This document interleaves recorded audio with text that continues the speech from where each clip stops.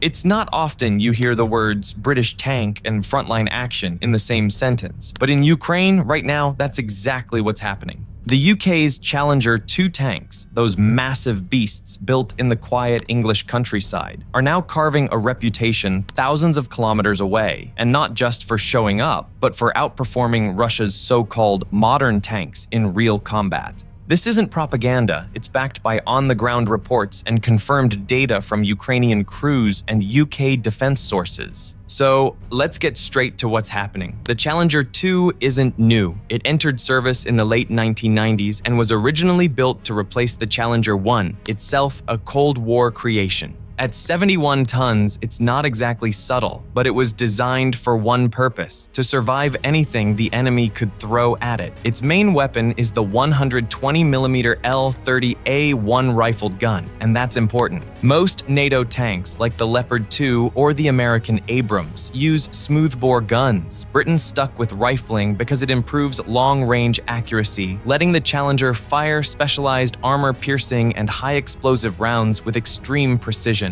According to UK Defense Journal and the tank's manufacturer, the Challenger 2 can reliably hit targets beyond 5 kilometers, a range most Russian tanks can only dream of. That kind of accuracy is one reason Ukrainian crews call it a sniper rifle on tracks. Now, that nickname might sound dramatic, so let's be clear. While the tank's long-range precision is well documented, the 5.3-kilometer engagement that Ukrainian forces reportedly achieved in the Kursk area is based on Ukrainian military statements reported by United 24 Media in early 2024. It hasn't been independently verified by Western observers, but it's consistent with the gun's technical specs. Back in early 2023, the UK became the first Western country to send modern main battle tanks to Ukraine, 14 Challenger 2s in total. The decision, reported by BBC News and Reuters, was both practical and political. London wanted to set an example for other NATO allies, and it worked. Shortly after, Germany approved Leopard 2 deliveries, and the floodgates opened.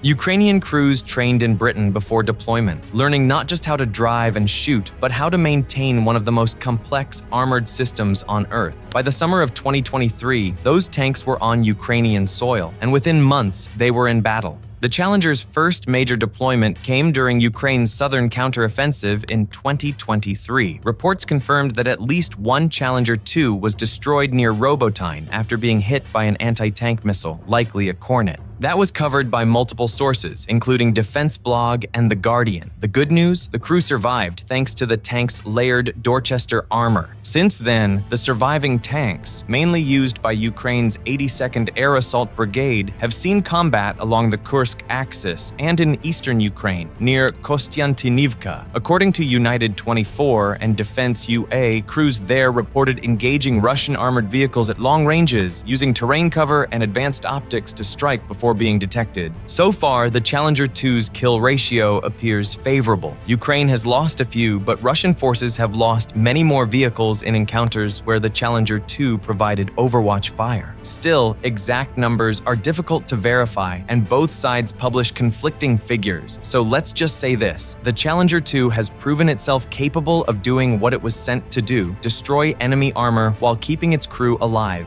The standout feature, according to Ukrainian crews interviewed by United 24, is accuracy. The tank's fire control system allows it to engage targets precisely from a distance, often before the enemy can respond. Its protection is another major advantage. The Dorchester composite armor has saved crews even when hit by modern FPV drones and anti-tank weapons. Several tanks were damaged by drones, but most crews walked away uninjured, a rare statement in modern warfare. Even the tank's reliability, once questioned, has impressed operators. Despite its weight, the Challenger handles muddy Ukrainian fields better than expected, though not perfectly. In the words of one Ukrainian driver, it's like driving a very safe, very angry elephant, slow to start, unstoppable once it moves. Now it's not invincible. Drone warfare has changed the game, and even the toughest tanks can't ignore it. Russian FPV drones have damaged or disabled several Challenger 2s. Crews have adapted by adding improvised drone cages and operating under drone jammer coverage. But the threat remains constant.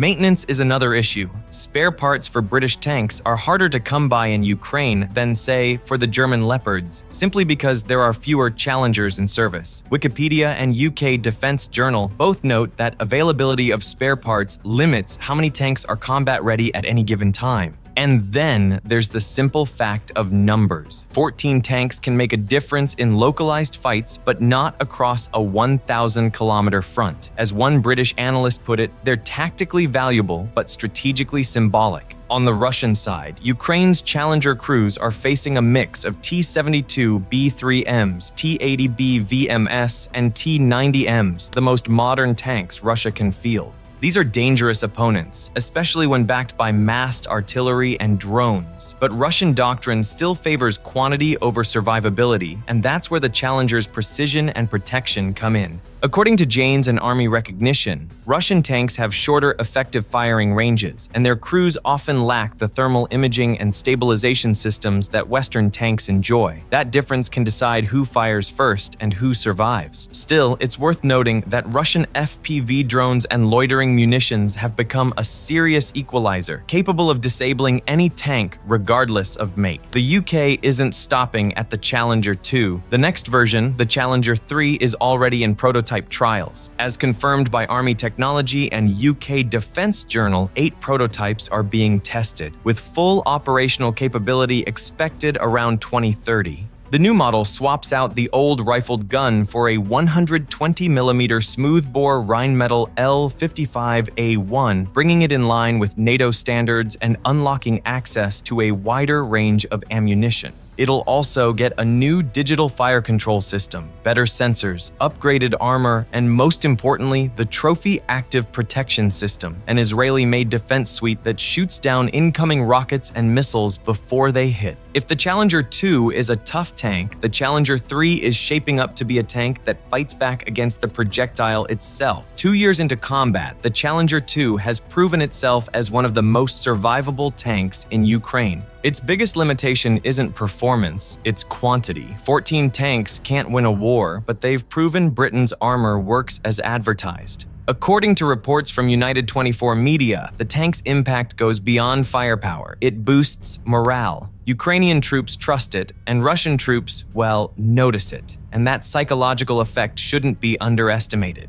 But there's a bigger lesson here. The era of tanks isn't over. It's evolving. Drones, smart munitions, and electronic warfare are reshaping the battlefield, but heavy armor still matters as long as it adapts. The UK's Challenger 2 has done what it was built to do: outshoot, outlast, and protect its crew. It's not perfect, and it's not immune to modern threats, but in Ukraine, it's earned respect the hard way in combat. And with the Challenger 3 on the horizon, Britain isn't just defending its legacy, it's redefining what a modern tank can be in the drone age. So the next time someone says tanks are obsolete, remind them that one British tank is still out there, alive and kicking, proving otherwise.